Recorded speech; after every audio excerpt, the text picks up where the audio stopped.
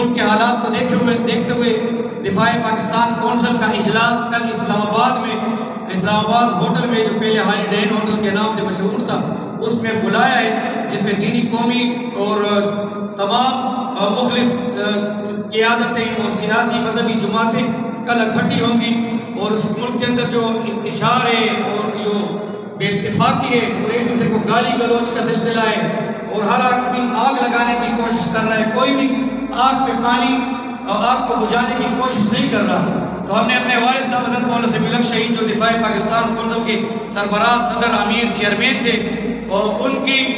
سنت کو زندہ کرتے ہوئے کل رمضان المبارک میں 4 بجے سے شام تک انشاءاللہ زور کو 4 بجے ہم نے دفاع پاکستان کونسل کا اجلاس طلب کیا ہے، جس میں ملک کے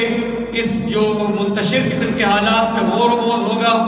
اور قوم کو اور قومی قیادت کو ایک روڈ میپ علماء کرام اور مشائخ اور دینی جماعتیں دیں گی کہ اس ملک کو پاکستان جس مقصد کے لیے بنا تھا، اسلام کے لیے، وہ مقصد حاصل نہیں ہوا، اس لیے آج ہم ایک دوسرے کے دشمن بنے ہوئے، ایک دوسرے کے ساتھ نفرت ہے اور لیمو کی کرواٹ ہے، کوئی بھی شہد کی مٹھاس کی طرف قدم نہیں بڑھا رہا، نفسا نفسی ہے، ہر آدمی اقتدار اور کرسی کی جنگ لڑ رہا ہے، کسی کو بھی پاکستان کے دفاع، پاکستان کے اداروں کی، پاکستان کے وقار کی، پاکستان کی پارلیمنٹ کی، کسی کو بھی پاکستان کی عدالتوں کی، اور کسی کو بھی پاکستان کے اور چاروں صوبوں کی اور ان کے منتشر ہونے کی فکر نہیں ہے، اپنی اپنی کرسی اور اقتدار اور دھن اور دولت اور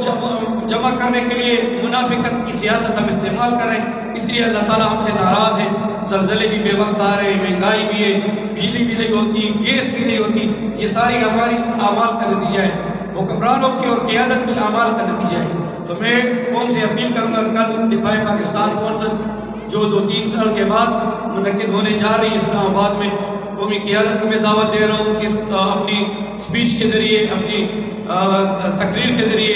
اور print media, electronic media, social media کو میں دعوت دے رہا ہوں کہ وہ دفاع پاکستان کونسل کے اسلام آباد ہالیڈے کے ہوٹل کو کل جو ہوگا انشاءاللہ اس میں